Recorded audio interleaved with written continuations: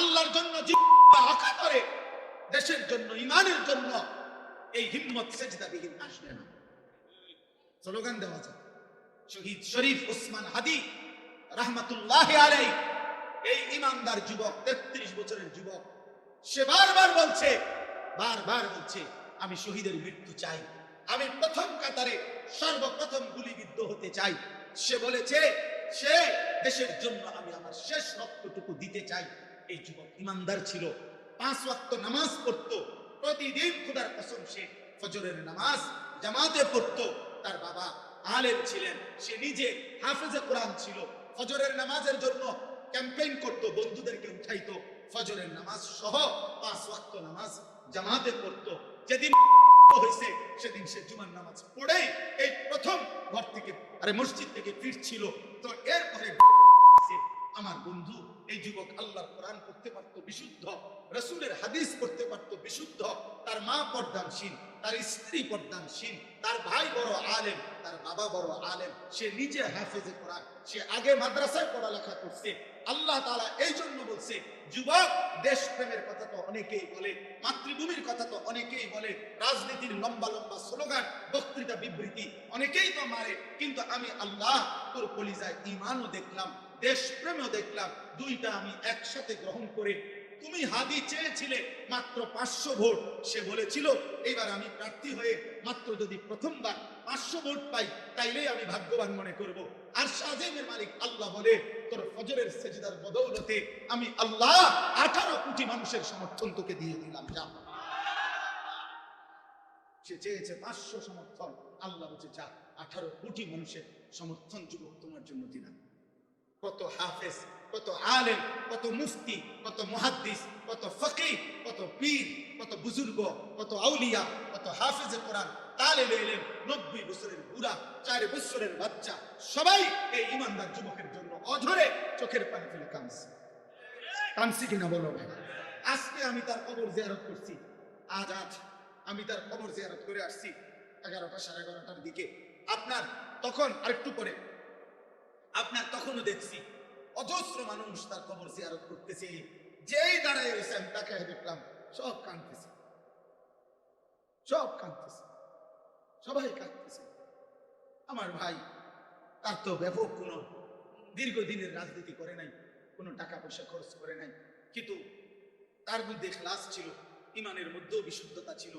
দেশপ্রেম বলতে যা বলছে, স্বাধীনতা, সার্বভৌমত্ব, আজাদির কথা, মাতৃভূমির স্বাধীনতার কথা, নিরাপত্তার কথা, সে ভারতীয় আধিপত্যবাদের বিরুদ্ধে সে একাই বলেছে। যদি কেউ না বলে আমার প্রতি ইঞ্চি জমি আমার সীমান্তের হেফাজতে, আমি হাদি একাই বলে যাব। সে প্রমাণ করেছে আমি হাদি একাই বাংলাদেশ। হ্যাঁ, কেউ না থাকুক আমার, আমি বলেই যাব। এই জন্য আল্লাহ তাআলা এত কোটি মানুষের চোখের পানি তার জন্য ঝরাইছে যুবক। এই জন্য যুবক ভাই, তোদেরকে বলি, মরিলে এমন মরা মইর, বাঁচতে এমন বাঁচা হচ্ছে, যে মরণে চোখের পানি, যে মরণে হাফেজ কাঁদে, আলেম কাঁদে, যে মরণে ইমাম কাঁদে, মুহসিন কাঁদে, যে মরণে মুফতি কাঁদে, পীর কাঁদে, বুজুর্গ কাঁদে, সবাই কাঁদে। এমন মরাই না। নারী দেখতে দেখতে মরো না, ছবি দেখতে দেখতে মরো না, আব্বা উলঙ্গ নাচ দেখতে দেখতে, সেজদাবিহীন আল্লাহর নাফরমানি করে করে যদি মরে যাও আব্বা, তওবা না করো, আল্লাহ যদি মাফ না করে, খোদার কসম আখিরাত তো মিলবেই না। দুনিয়া, এই নাফরমান সন্তান, মনে রাখিস আব্বা, দুনিয়া তোকে স্মরণ করবে না। মানুষ তো দূরে থাকে, নাফরমানকে পৃথিবী মনে রাখে, পাপীকে পৃথিবী শ্রদ্ধা করে না, দুনিয়া নাফরমানকে সম্মান করে না।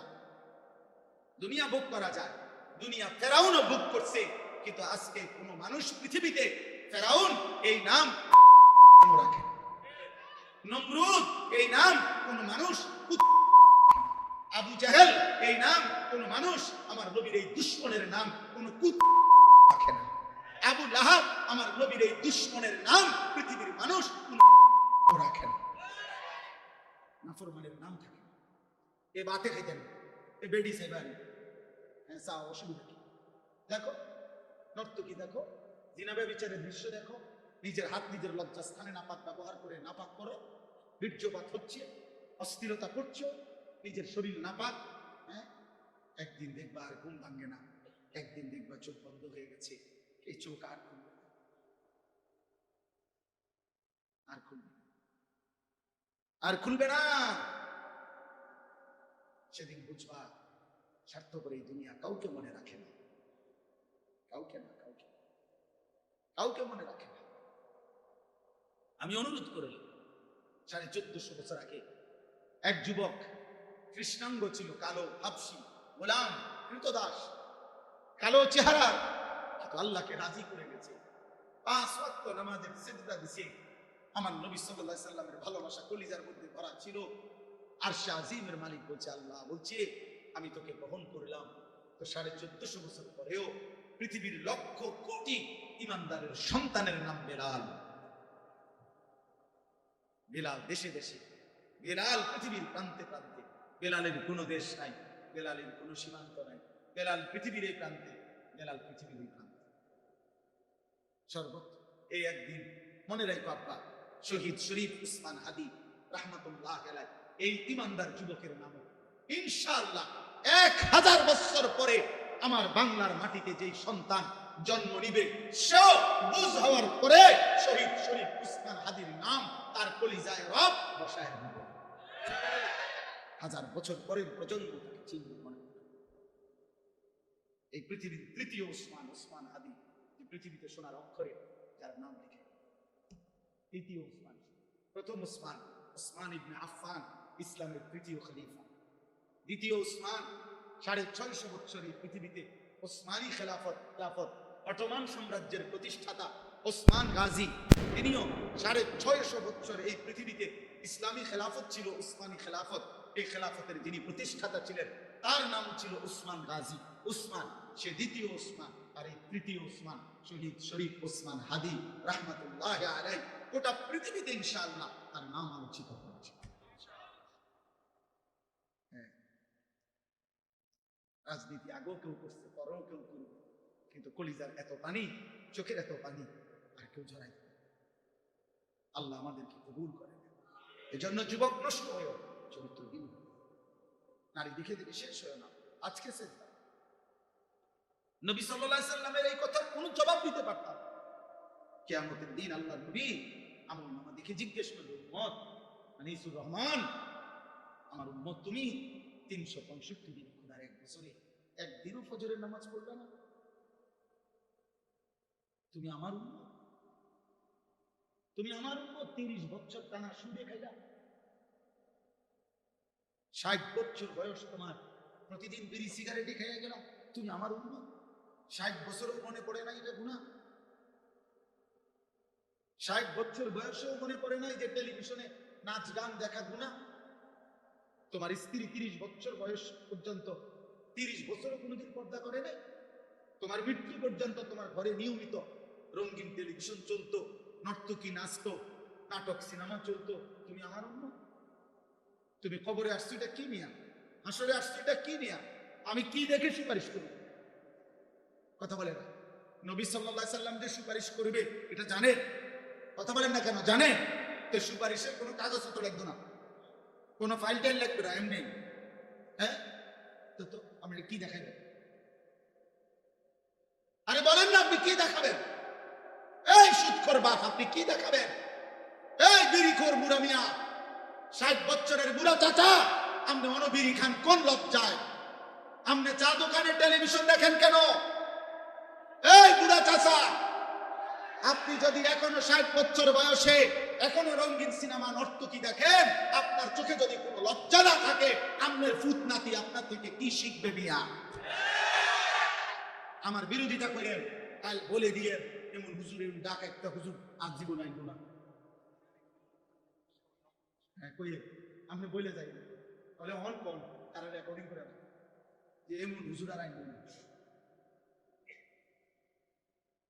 এরকম ডাকায় হুজুর তো দেখছি। কিন্তু আপনি বলেন, এই বুড়া চাচার এখনো লজ্জা হওয়ার সময় মানে? আপনার 60 বছর আমাদের শরম হইতো না? জি জি জি, আপনার থেকে আখলাক শিখবে কিভাবে? আখেরাত শিখবে কিভাবে? প্রজন্ম চোখের সামনে শেষ হয়ে যাচ্ছে। আমাদের চোখের সামনে আমাদের ছেলে মেয়েরা চরিত্রহীন হয়ে যাচ্ছে। এক ওয়াক্ত নামাজ পড়ে না, মুসলমানের ঘরে রাত আসলে ঘুমায়। আমি জীবনে একবার আমার আব্বারে জীবনে একবার বলছিলাম, আব্বা আমি এই মাদ্রাসায় পড়বো না, আরেকটা মাদ্রাসায় আমার ভর্তি করায় দেন।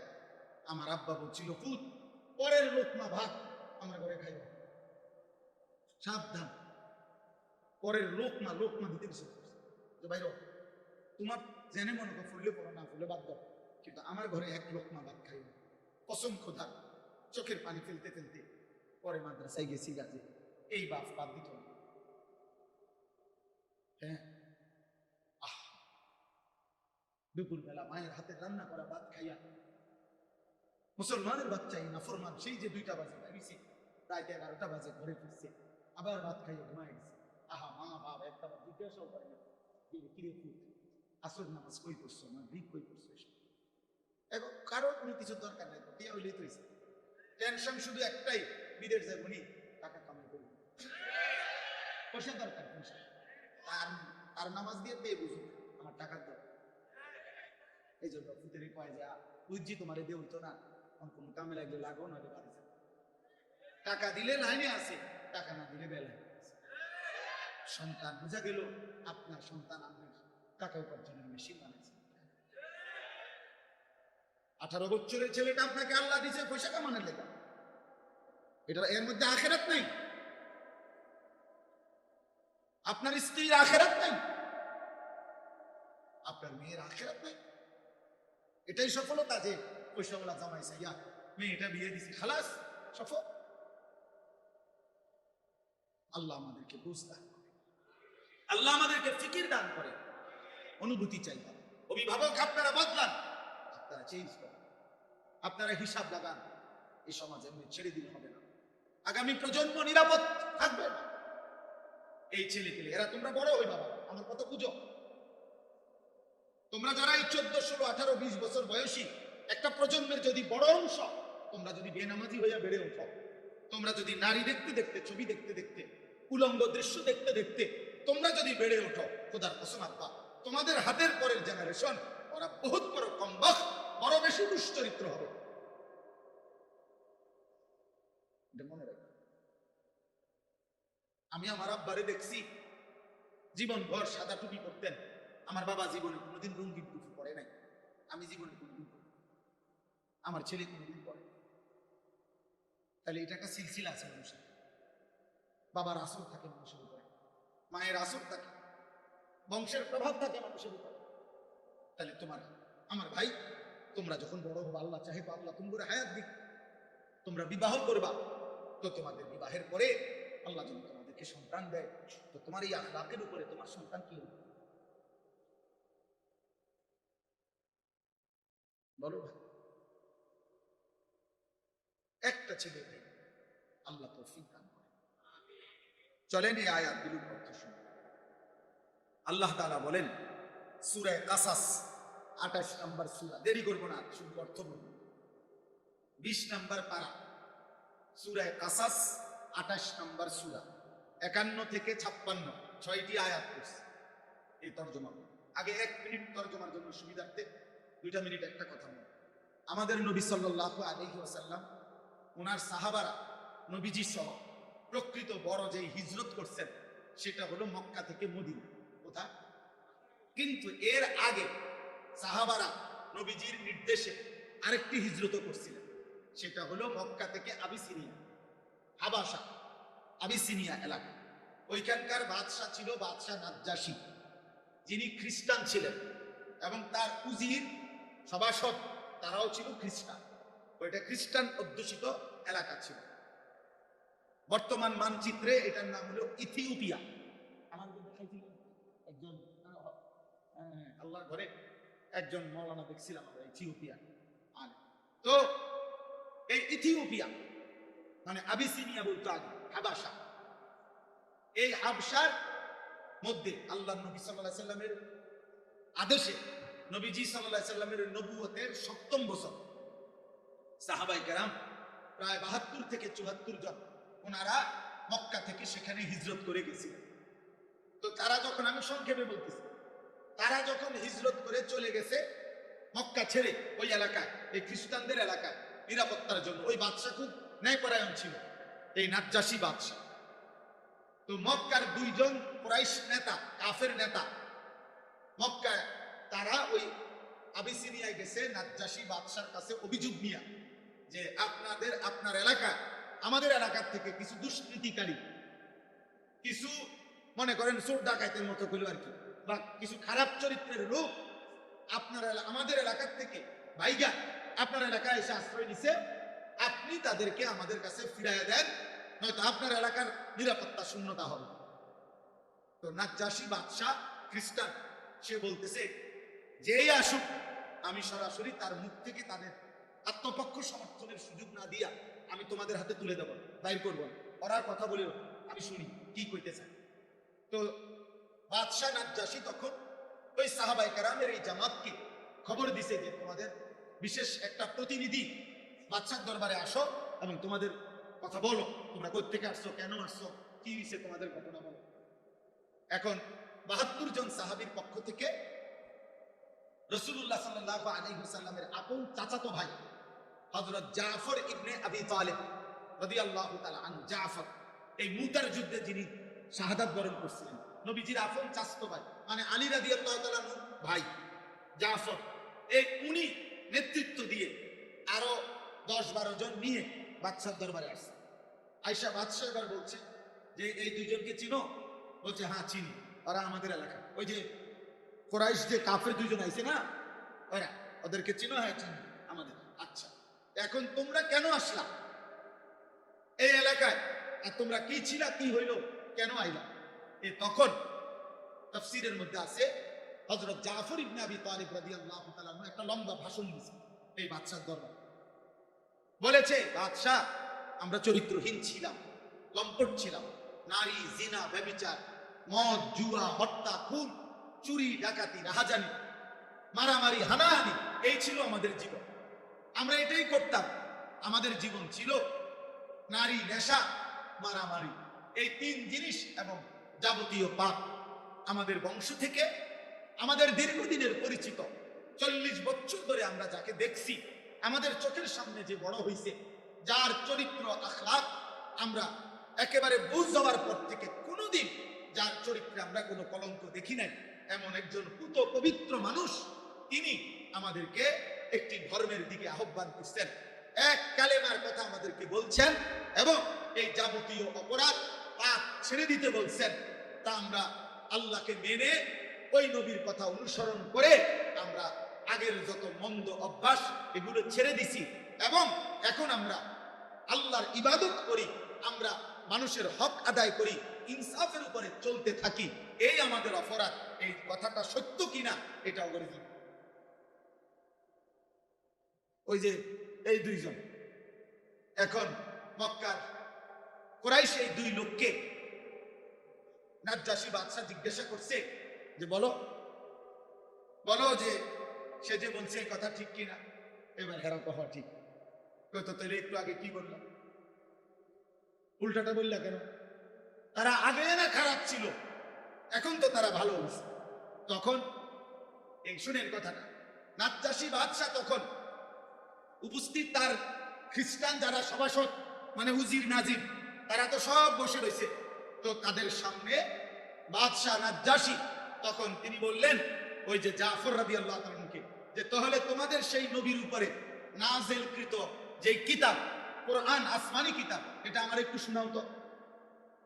তো তখন হযরত জাফর রাদিয়াল্লাহু তাআলা আনহু সূরা মারইয়াম, যেখানে আল্লাহ তাআলা হযরতে মরিয়ম এবং ঈসা আলাইহিস সালামের কথা উল্লেখ করছেন, তারা তো ওনারই মানে, কথা বুঝছেন কিনা?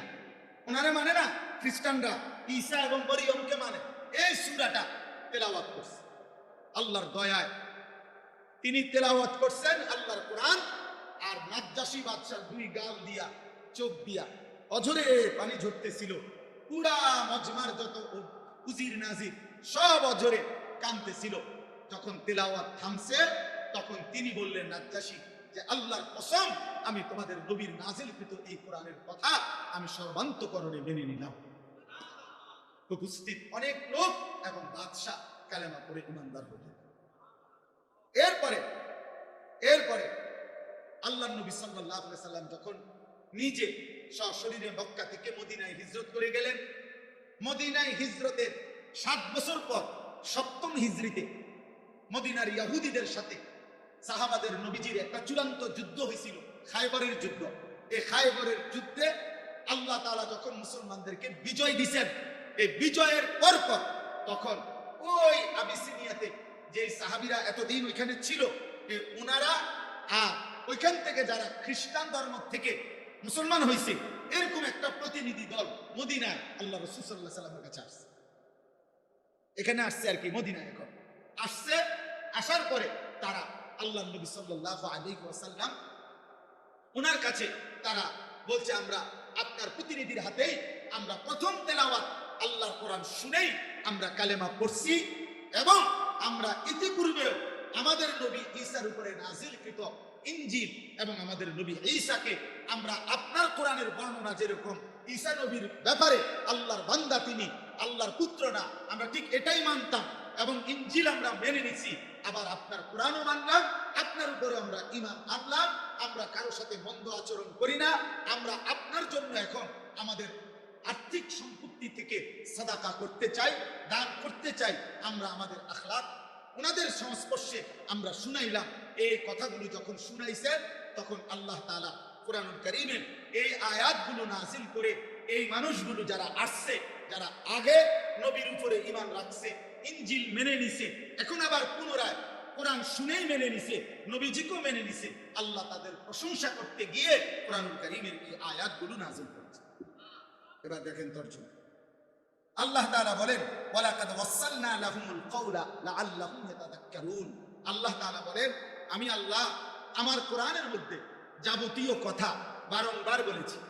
কোন কথাই আমি অস্পষ্ট, অগোছালো, সামান্য ইঙ্গিত অল্প স্বল্প বলে ছেড়ে দেই নাই। প্রত্যেক কথা আল্লাহর প্রতি ঈমান, রাসূলের প্রতি ঈমান, আখিরাতের প্রতি ঈমান, যা বলা দরকার তা বারবার এই ওয়াসালনা শব্দের অর্থ বারবার বলেছি, যেন আমার বান্দার কলিজায় ঢোকে, যেন প্রত্যেকেই আমি আল্লাহর কথা থেকে উপদেশ গ্রহণ করতে পারি। এবার আল্লাহ বলেন, বন্ধু আপনাকে শুনাইতেছি, আল্লাযীনা আতাইনাহুমুল কিতাবা মিন ক্বাবলিহি ওয়া হুম বিহি ইউমিনুন। যে মানুষগুলো আপনার সামনে আছে, এরা ইতিপূর্বে আমি যে আসমানি কিতাব নাজিল করেছিলাম ইনজিল, তার উপরে ঈমানদার ছিল। ওরা না বললো আমরা ছিলাম, আল্লাহ স্বীকৃতি দিছে, হ্যাঁ এরা ছিল। ওয়া ইদা ইউতলা আলাইহিম, আবার যখন তাদের সামনে আমার কোরআন তেলাওয়াত করা হলো, ক্বালু আমান্না বিহি, এরা সাথে সাথে বলছে আমরা এটাও মেনে নিলাম। ইন্নাহুল হাক্কু মির রাব্বিনা, এই কোরআন নিশ্চয়ই আমাদের আল্লাহর পক্ষ থেকে সত্যি সত্যি নাজিল হয়েছে। সুবহানাল্লাহ। ইন্না কুন্না মিন ক্বাবলিহি মুসলিমিন, ইতিপূর্বেও আমরা আল্লাহর আনুগত্যই ছিলাম, আজ আমরা নতুন করে আখিরি নবীকেও মেনে নিলাম, কোরআনকেও মেনে নিলাম। আল্লাহ বন্ধু এবার তাদের পুরস্কার শুনেন, উলাইকা ইউতাউনা আজরাহুম মাররাতাইন।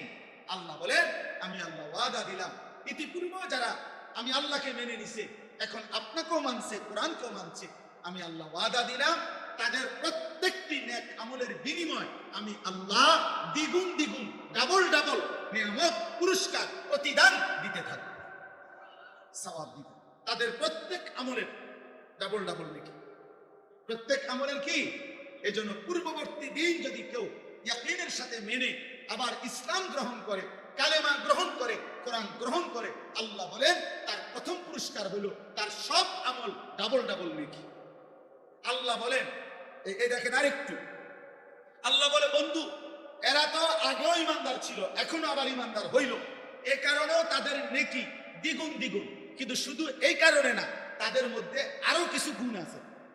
এবার আল্লাহ এই গুণগুলোর প্রশংসা করতেছে, কাজে এদের মধ্যে আরো কিছু গুণ আছে, এই গুণগুলো কারণেও আমি আল্লাহ কিয়ামত পর্যন্ত যার মধ্যেই থাকবে তাদেরকেও আমি আমার নেকি দ্বিগুণ দিতে থাকবো। এক, বিমা সাবারু, তারা আমি আল্লাহর হুকুমের উপরে সবর করেছে, ধৈর্য ধারণ করেছে। একবার বলেছি ঈসা নবীকে মানো, মানছে। এখন বলছি আখিরি নবীকে মানো, মানছে। একবার বলছি ইনজিল মানছে, আবার বলছি কোরআন মানতে, এখন তারা কোরআন মেনে নিছে। তাহলে তারা আমার হুকুমের উপরে ধৈর্য ধারণ করেছে। অতএব যে আমার হুকুমের উপরে ধৈর্য ধারণ করে, আমি তার নিয়ামত, তার নেকি, তার পুরস্কার দ্বিগুণ দ্বিগুণ দিতে থাকবো। দুই, ওয়ায়াদরাউনা বিল হাসানাতিস সাইয়্যিআ, তাদের একটা বড় স্বভাব, তারা যেই কোনো মন্দ আচরণের জবাবে উত্তম আচরণ দ্বারা সেটা প্রতিহত করে।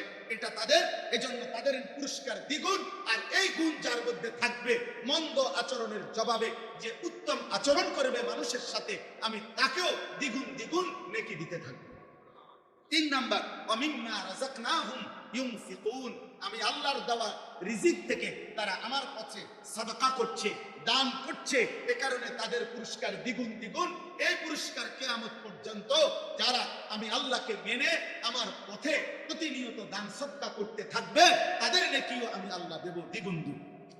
চার নাম্বার, ওয়া ইযা সামিউল লাগওয়া আ'রাযু আনহু ওয়া ক্বালু লানা আ'মালুনা ওয়া লাকুম আ'মালুকুম।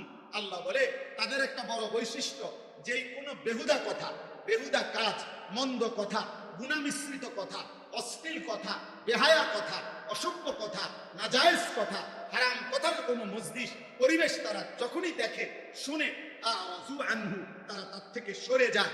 আর তাদেরকে গুনার এই কথার মধ্যে যদি যোগ দিতে বলে, ও আইও না, ওদের বইও না, গপ মারি, গীবত করি, পরের গালিগালাজ করি, তারা বলে লানা আমালুনা ওয়া লাকুম আমালুকুম, তোমার কাজ নিয়ে তুমি থাকো, আমি আমার আল্লাহ নিয়ে আসি।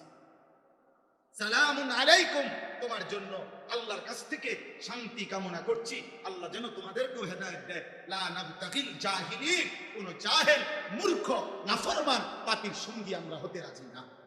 আল্লাহ বলে এটা তাদের আখলাক, এজন্য তাদের পুরস্কার দ্বিগুণ দ্বিগুণ কিয়ামত পর্যন্ত।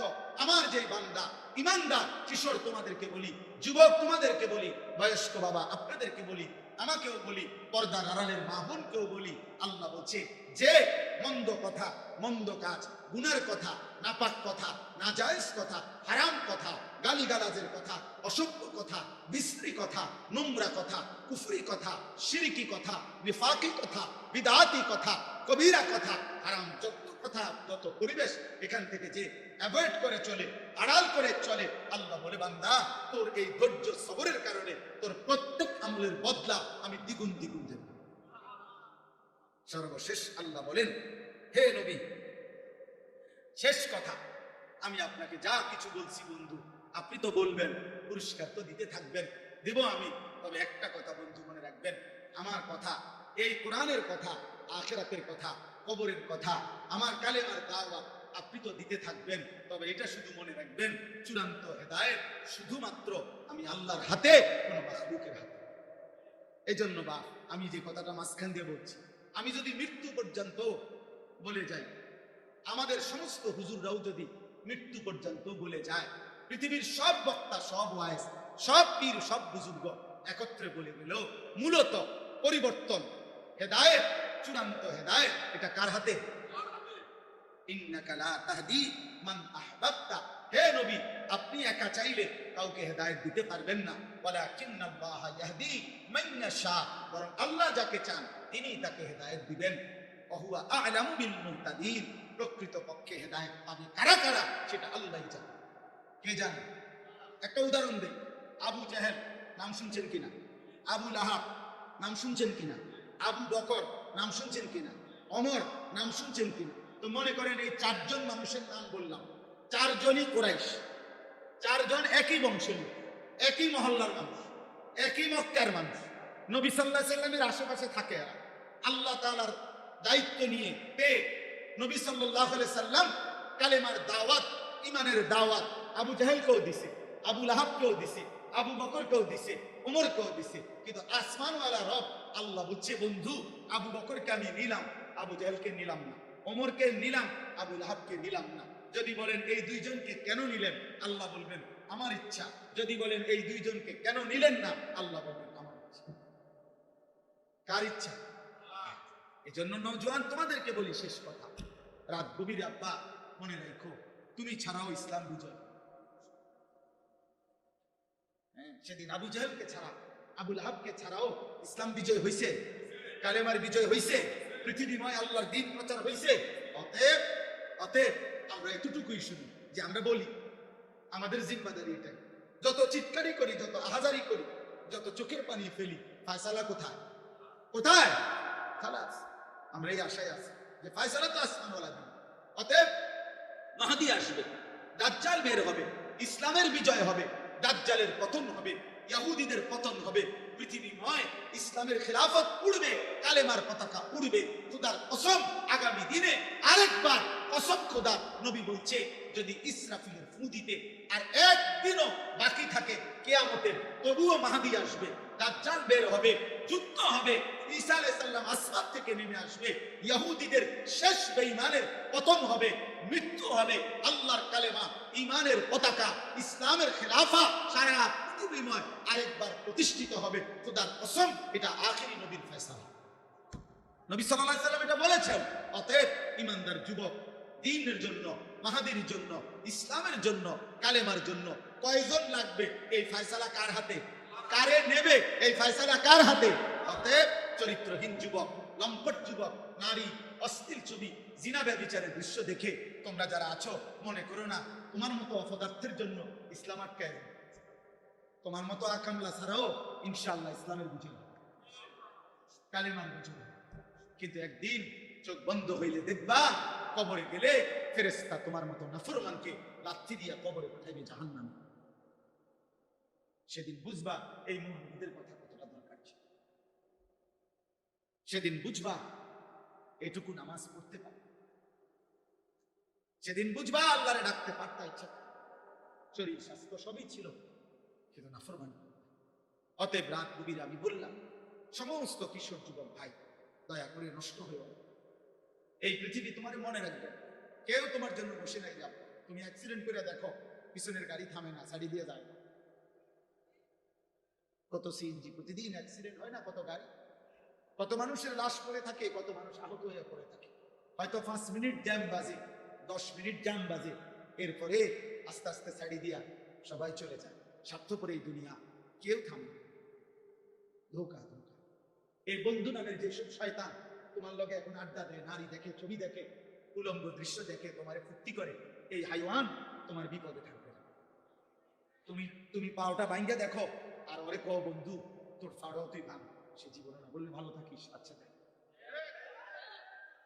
এই জন্য চরিত্রহীনের খপ্পরে পড়ো।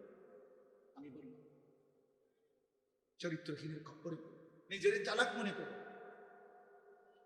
আম হাসিবাল্লাযীনা ইয়ামালুনা সাইয়্যাতি আন ইসবিকুনা, আল্লাহ বলে বান্দা ভেবো না গুনাহ করে আমারে ডিঙ্গাইল। আল্লাহ নিষেধ করছে, বান্দা পুলিশ, র‍্যাব, বিজিবি, আর্মি সব তুমি ফাঁকি দিবা, এই পৃথিবীর সব আমারে ফাঁকি দিবা, আমাকে ডিঙ্গাইবা।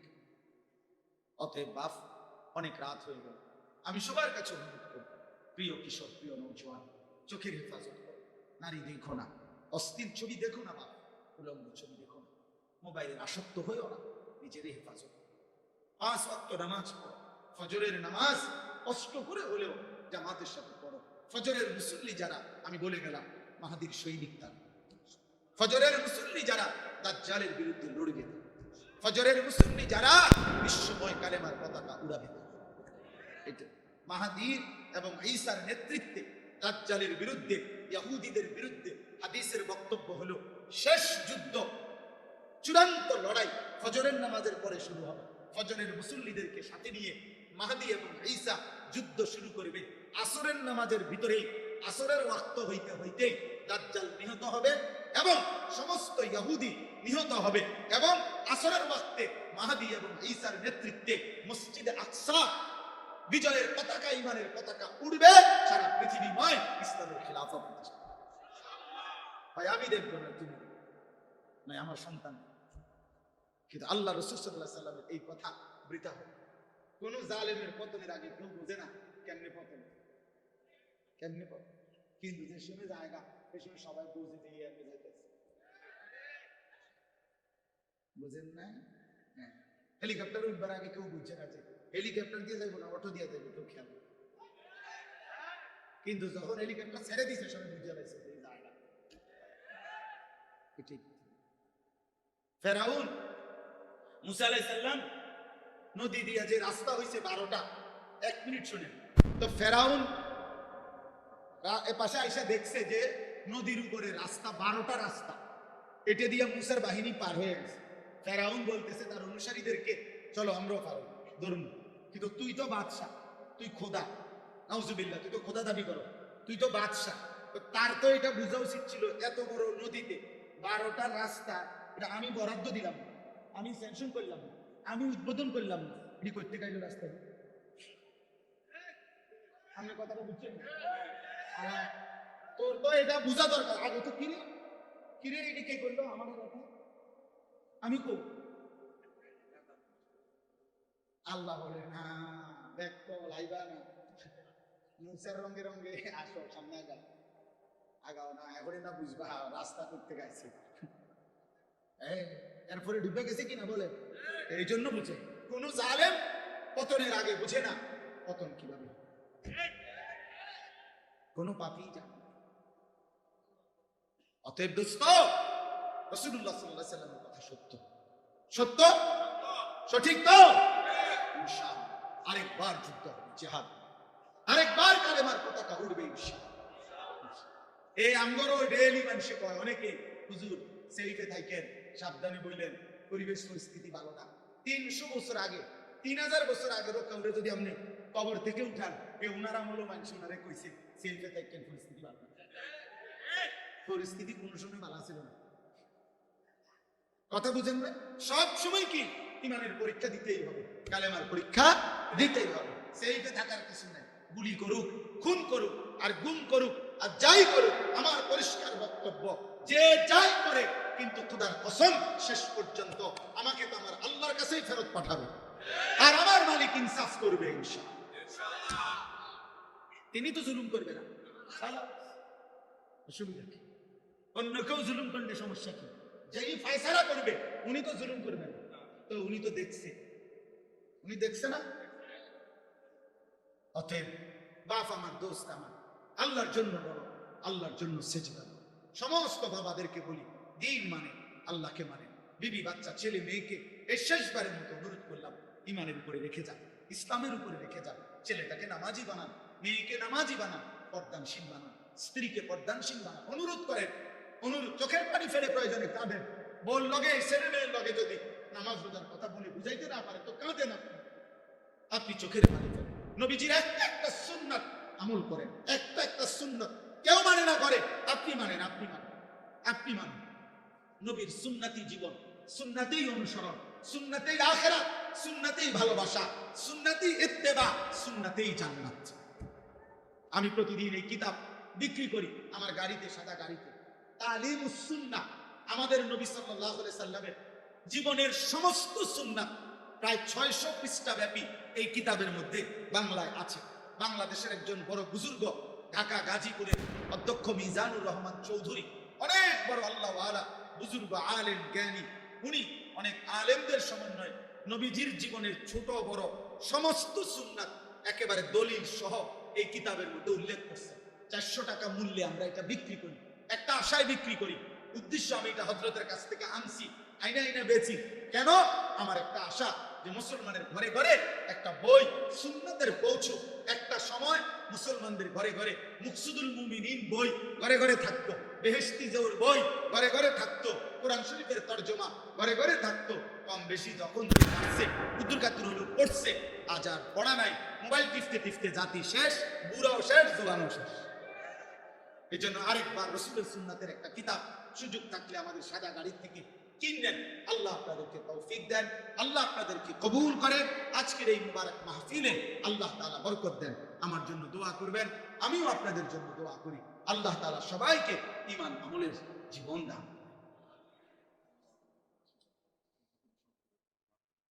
আলহামদুলিল্লাহ রাব্বিল আলামিন।